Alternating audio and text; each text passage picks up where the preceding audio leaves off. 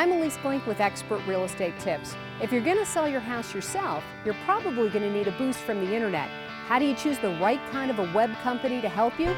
We've got some suggestions. I just did the Google searches for sale by owner websites and came across I think 4 or 5 of them and went into each one of them and looked them over, and what I did was I approached it from the standpoint of a buyer.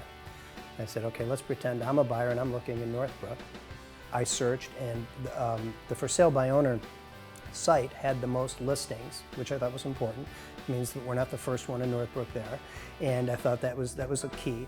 I also had seen the sign. We drove by another house on the west side of Northbrook, and I saw a for sale by owner sign, and I made a mental note to check out their website. So when comparing it to the other websites, I found that this is the one we wanted to go with, because I was impressed with how long they'd been in business. I was impressed with the number of listings they had, not just in my town, but in other towns in the Chicago area.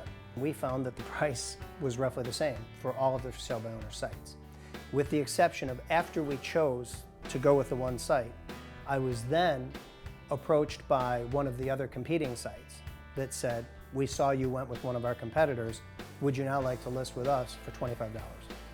Which was significantly less than the $250 they wanted to charge me. And so I thought to myself, they figured $25 is better than nothing.